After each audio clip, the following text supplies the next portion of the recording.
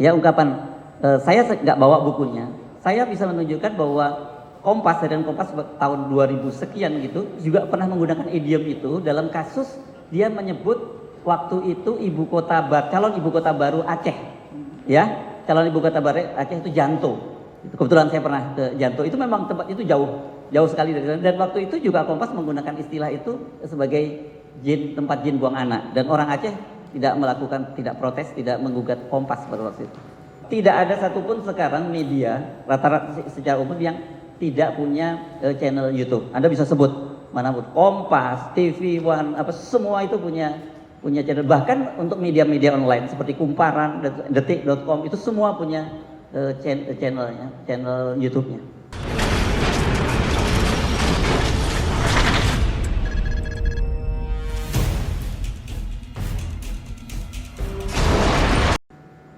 Ada teman? Silakan. Ya, silakan. Lanjutkan. Saudara saksi, biasanya kalau menyangkut masalah, karena saudara kan udah hampir 30-an lebih ya. Bukan hampir, 33 tahun. Dimensi persoalan-persoalan yang menyangkut wartawan, makanya kami belum paham betul juga karena saudara teman dan mengetahui juga latar belakang terdakwa ini. Biasanya apa yang di dalam undang pers ada hal yang spesialis nggak menyangkut masalah hukum, kemudian diperiksa di mananya gitu. Kalau masalah hukum yang menyangkut pers, masalah wartawan, apa yang saudara ketahui? Maksudnya ketika ada dispute masalah pemberitaan. Kalau ada berkaitan dengan dispute masalah pemberitaan itu ada MOU antara Kapolri dengan Dewan Pers. Saya lupa nomornya, tapi nanti bisa dicek. Ada MOU bahwa ketika setiap kali ada persoalan-persoalan yang berkaitan dispute pemberitaan itu tidak langsung diperiksa di kepolisian, tidak bisa dilaporkan ke kepolisian, harus dilaporkan dulu ke Dewan Pers. Saya memberi contoh pada kasus saya. Saya pernah dilaporkan oleh DPD PDIP Jakarta berkaitan dengan komanya Ibu Megawati di RSPP. Itu berkaitan dengan konten saya. Dan kemudian saya dilaporkan ke Polda, dan Polda kemudian memanggil saya, walaupun sebenarnya itu tidak boleh seperti itu. Tapi sebagai etikat baik, saya kemudian datang dan saya jelaskan kepada penyidik bahwa saya adalah wartawan. Saya tunjukkan kartu PWI saya tunjukkan MOU antara Kapolri dengan Dewan Pers. Di situ disatakan bahwa setiap kali ada dispute soal itu disampaikan lebih dulu diadukan kepada Dewan Pers, dan kemudian penyidik sepakat, dan dia kemudian menyatakan baik, kami akan mengirim surat kepada Dewan Pers. Dan setelah itu proses tidak berlanjut karena memang ini harusnya dimediasi oleh Dewan Pers, dan biasanya produk dari mediasi Dewan Pers itu adalah berupa hak jawab. Dan itu juga diatur dalam undang-undang dan juga kode etik. Ada dua sebenarnya hak yang disampaikan oleh yang hak publik untuk melakukan itu. Pertama, hak jawab, itu bagi mereka yang merasa dirugikan. Yang kedua adalah hak koreksi. Hak koreksi ini siapa saja yang bisa melihat tayangan kami dan itu ada salah, itu dilakukan koreksi. Kemarin misalnya saya juga melakukan hal yang kurang tepat berkaitan dengan misalnya kasus Pak Ferry Sambo yang ditempatkan di Yanma. Pada waktu itu saya mungkin pemahaman saya kurang, saya menduga Yanma itu adalah pelayanan masyarakat. Ternyata kalau Yanma itu adalah Yanmas. Ya, yang pelayanan masyarakat itu Yanmas, disebut Yanma itu adalah pelayanan markas. Dan kemudian banyak yang memberikan masukan, dan pada kesempatan pertama saya langsung melakukan koreksi untuk menyatakan itu. Karena itu biasanya setiap kali ada tayangan di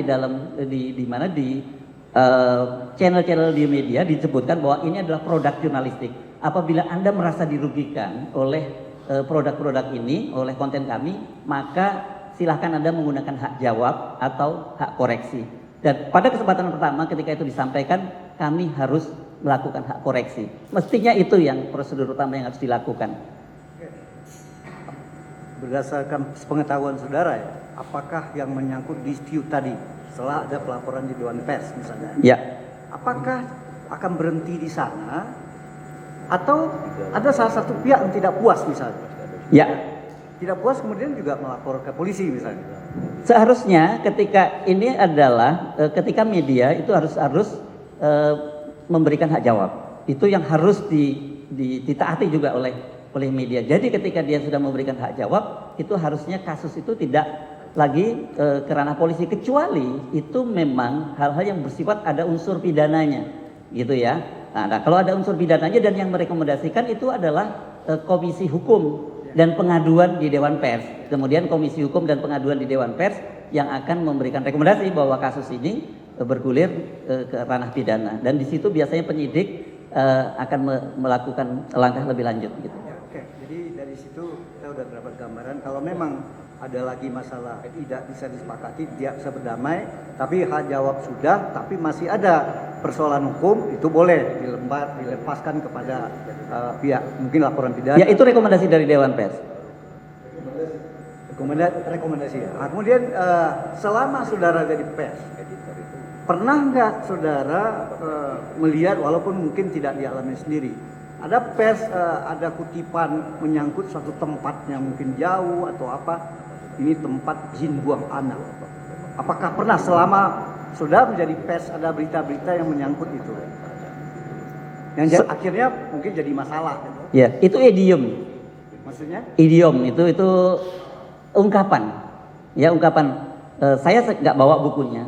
Saya bisa menunjukkan bahwa Kompas dan Kompas tahun 2000 sekian gitu juga pernah menggunakan idiom itu dalam kasus dia menyebut waktu itu calon ibu kota baru Aceh, ya, calon ibu kota baru Aceh itu Janto. Kebetulan saya pernah ke Janto, itu memang tempat itu jauh sekali dari sana. Dan waktu itu juga Kompas menggunakan istilah itu sebagai tempat jin buang anak. Dan orang Aceh tidak protes, tidak menggugat Kompas pada waktu itu. Baik, saya kira saya cukup. Ya. Ada pertanyaan? Silakan. Terima kasih saksi. Saya ingin melanjutkan saja yang mungkin belum ditanyakan oleh rekan kami. Nanti kalau sudah ditanya, tinggal saksi bilang sudah ditanya. Karena Siap. saya baru hadir, nggak bisa mengikuti semuanya. Siap. Saksi, saya ingin lebih mendasar lagi karena saksi ini sudah menjadi wartawan yang cukup lama dan mengalami 2 fase, ya kan, bukan 3 fase. Fase yang pertama Ya. itu kan zamannya Orde Lama kan, Ya. berarti kan fase pertama itu fase Orde Baru Ya. dan fase Orde Reformasi. Ya. Yang ingin saya tanyakan kepada saksi, apa yang paling mendasar betul fase antara Orde Baru dengan fase yang ada sekarang ini dalam konteks mengatur dunia jurnalistik dan mengatur tentang hak jurnalistik dan kepemilikan media itu, Ya. ownership-nya itu. Ya. Apa yang letaknya perbedaan yang paling mendasar itu? Jadi begini, seperti saya sebutkan tadi bahwa sejak era reformasi itu ada dalam tanda petik saya menyebut sebenarnya liberalisasi di perizinan maupun di dalam perundang-undangannya. Dan itu bagi kami Dewan Pers itu kami pujikan betul. Dan kami mengingat sekali bahwa itu adalah jasa besar dari Pak Presiden Habibie khususnya untuk pers. Pada waktu itu kan kita ingat ketika Pak Habibie baru saja menjadi presiden, apa yang dilakukan beliau adalah melepaskan para tahanan-tahanan politik dan kemudian melakukan liberalisasi dalam regulasi di media itu. Itu yang paling penting. Nah, Sebentar, yang liberalisasi itu maksudnya apa? Dulu harus ada apa? saya sebutkan tadi sebelumnya, mungkin Anda belum hadir, dulu ada namanya lembaga SIUP, Surat Izin Usaha Penerbitan Pers. Dan itu susah banget karena itu yang berwenang itu adalah Departemen Penerangan pada waktu itu gitu. Kalau Anda tidak punya SIUP, Anda tidak boleh membuat pers. Tetapi dalam undang-undang yang baru, saya mohon maaf, saya ulangi lagi, Pak Hakim yang mulia. Oh sudah ya? Kalau sudah nggak Sudah. usah. Sudah saya jawabkan. Oke. Kalau sudah nggak usah. Ya, baik. Kalau begitu prinsip itu apa? Yang tadi tidak harus ada SIUP, terus wartawan, ada prinsip apa di dalam undang-undang pers yang baru itu? Apakah itu bagian dari perjemahan kedaulatan rakyat seperti itu? Yes, itu bagian dari semangat demokratisasi yang dilakukan oleh pemerintah dan itu menempatkan pers sebagai yang saya sebut tadi sebagai fourth estate, sebagai pilar keempat, sebagai lembaga kontrol terhadap lembaga-lembaga pemerintahan. Oke. Kalau kayak gitu apa maksud dari pasal 1 undang-undang pers kan pasti itu yang selalu diingat oleh. Udah. Sudah juga. Oke, pasal 1 sudah. Tentang fungsi sudah juga ditanya. Sudah. Sudah. Kalau gitu saya ingin apa sekarang ini landscape media kan berubah total juga. Ya. Kalau pada tahun itu berubah karena kebijakan pemerintah. Yes. Kalau sekarang kan berubah dengan kebijakan perubahan situasi masyarakat. Ya. Baik yang di barat maupun yang timur. Ya. Jadi landscape ada yang disebut landscape media konvensional, ada Ya. landscape media yang sekarang ini ada media non konvensional. Yes. Bisa nggak saksi menjelaskan itu? Ya. Saksi ya, bukan ahli ya. Saksi. Jadi kalau ada yang salah mau dikoreksi. Ya. Oke.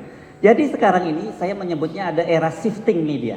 Ya, era shifting media. Saya menyebutnya ini kalau dalam bahasa agamanya sunatullah yang tidak bisa dihindari lagi. Sekarang Anda juga coba perhatikan, orang jangan jarang sekali menonton televisi, duduk di ruang tamu bersama-sama dengan keluarga menonton televisi. Saya kira sekarang orang masing-masing nonton di kamar masing-masing memegang gadget. Ya, gitu ya. Udah berubah seperti itu. Dan kemudian memang eranya kemudian era YouTube.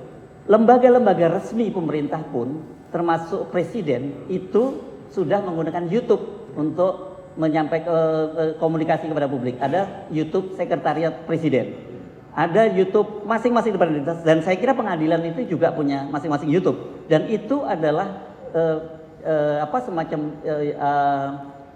semacam media resmi dari pemerintah. Karena kalau saya misalnya mengutip YouTube dari Pak Jokowi, itu adalah resmi dari Sekretariat Presiden gitu. Dan kemudian orang sering kan bertanya-tanya, kalau gitu kan YouTube itu bukan produk jurnalistik. Itu memang saya sebut itu perdebatan yang di kalangan pers sendiri juga terjadi. Tetapi seperti tadi saya sudah sebutkan juga, pasal 1 itu menyebutkan tadi bahwa dan saluran-saluran lain. Jadi ini betapa para pembuat undang-undang pada tahun 99 itu sudah punya jangkauan ke depan. Kita dulu tahun 99 nggak membayangkan akan ada YouTube seperti sekarang. Bahkan mungkin era YouTube ini nanti tergeser oleh TikTok dan sebagainya gitu. Atau sebelumnya Twitter dan sebagainya. Jadi memang eranya itu era yang sedang berubah, yang era shifting. Kalau kita tidak mengikuti perubahan zaman, iya kita akan tertinggal. Makanya itu kemudian Ketua Dewan Pers yang sekarang, Profesor Azumadi Azra menyatakan bahwa ini ada satu produk yang disebut namanya YouTube based journalism. Itu yang harus diproteksi juga dari sisi undang-undang. Itu yang disampaikan beliau. Oke, artinya tadi sebut YouTube kan? Yes. Nah, yang ingin saya tanyakan, YouTube itu kan saluran yang disiapkan oleh fasilitas platform digital kan, media. Ya. Kan? Nah, yang isi adalah konten. Ya. Konten tadi Pak Presiden kan di Sekretariat Negara punya YouTube. Punya. Yang Semua. dia punya persoalan itu adalah kontennya tersebut itu. Ya. Nah, yang ingin saya tanyakan, apakah konten yang dibuat di dalam YouTube tersebut dia bagian dari produk jurnalistik? Saya kira iya. Kenapa? Karena tadi saluran-saluran lain. Ya, masuk saluran-saluran lain tersebut. Yes, pasal 1 Undang-Undang Nomor 40 Tahun 99 menegaskan. Sebetulnya pengen dari tadi, tapi asik ya. Ya, silakan. Tapi saudara harus membatasi, saudara bukan ahli. Oh, mohon maaf. Ya. Ya, Makanya saya tadi tanyakan saya ahli atau sebagai ini. Ya. jangan terjebak. Ya. Ya. Saya hargai pengalaman saudara. Ya. Tapi kita karena punya hukum acara, Siap. jangan terjebak. Saudara memberikan pendapat. Ya. Ya. Makanya tadi karena masih bervariasi pertanyaannya, ya. Baik. Tentang dewan pers dan apa yang pernah dialami, saya masih biarkan ya. Ya. Tapi kalau sudah sifatnya pendapat tentang sesuatu, mohon maaf agar dibatasi ya, tidak boleh berpendapat. Baik. Silakan. Saya lanjut. Saksi, saya ingin melihatkan saksi ini kan bagian dari FNN. FNN itu Forum News Network. Di dalam sana saya suka nonton juga itu beberapa, tidak hanya Bang Edi. Adalah channelnya Rocky Groom. Ya. Ada channelnya saudara sendiri. Ya. Yang ingin saya tanyakan itu, ini dia bagian atau bukan seperti itu? Sudah saya jawab tadi, sudah ditanyakan. Pertanggungjawabannya, mekanismenya bagaimana kalau ada seperti ini? Ini kan bagian dari keredaksian tadi. Tadi sudah Sudah juga? ditanyakan juga. Oh. Sudah ditanyakan. Ya. Ya. Belum apa nih? Sudah kalau Ada, sudah. ada editornya. Oh, Ya. editorial ya. Sudah. Oh, oke. Ya sudahlah, Yang sudah, lain? sudah cukup. Silakan. Dik, sedikit menegaskan, sekali lagi menegaskan saja tadi saksi menegaskan bahwa masing-masing wartawan itu kan punya gaya, macam-macam skill berdasarkan skill dan background mungkin ya, pendidikan, pengalaman dan lain-lain.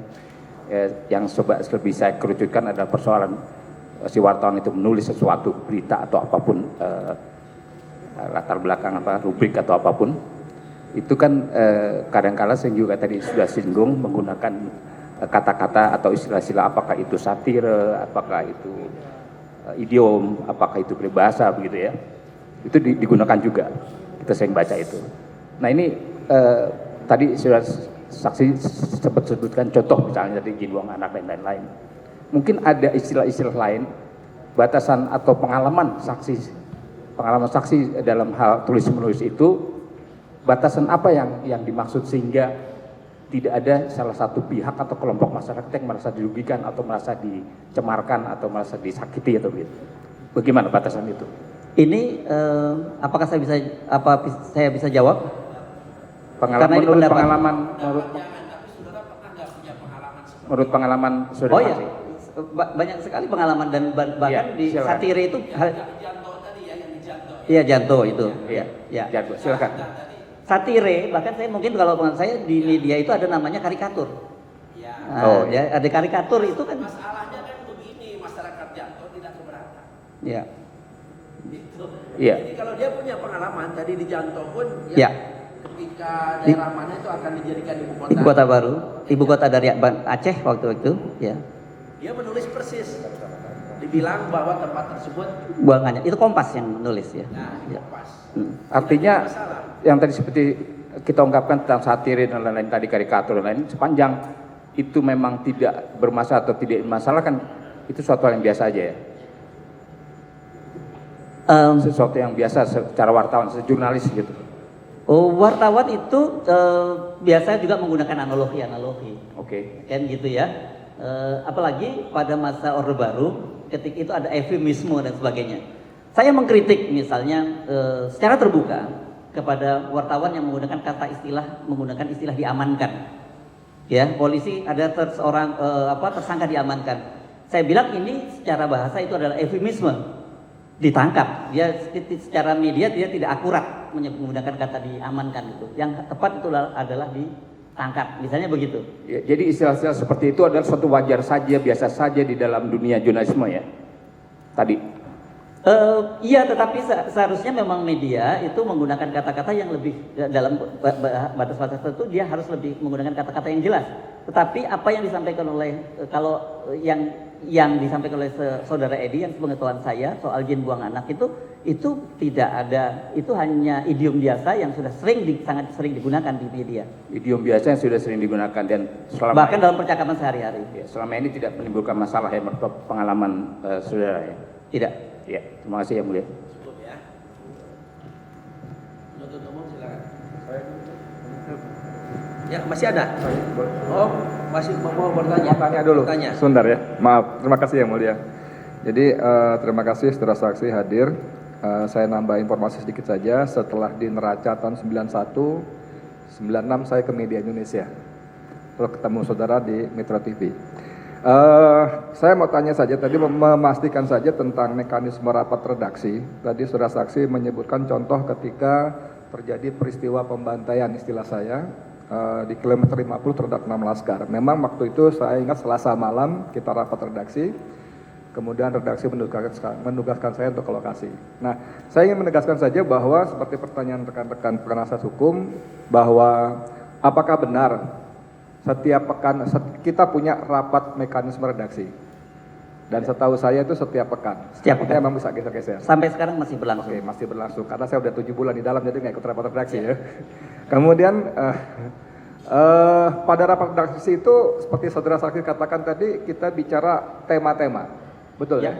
Tema-tema. Itu agenda setting namanya. Agenda ya. Jadi kita memang tidak detail tapi tema-tema KN, Omnibus Law atau apa gitu ya.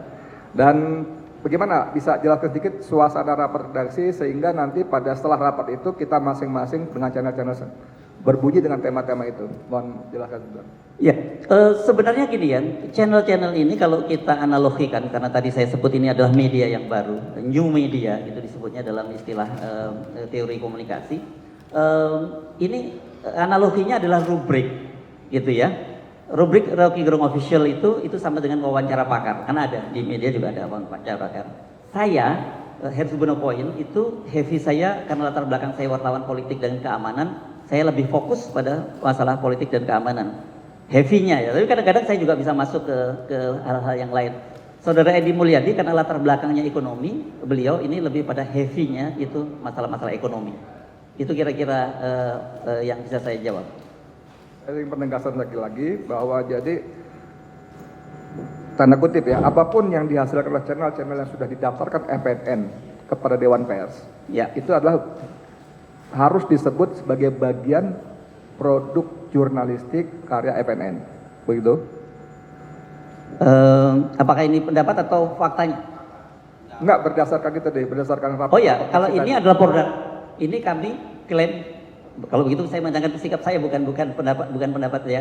Itu adalah diakui produk dari FNN karena eranya shifting media tadi. Sekarang media sudah berubah. Tidak ada satupun sekarang media rata-rata secara umum yang tidak punya channel YouTube. Anda bisa sebut manapun, Kompas, TV One, semua itu punya channel. Bahkan untuk media-media online seperti Kumparan, Detik.com itu semua punya channel YouTube-nya. Oke, terima kasih Yang Mulia.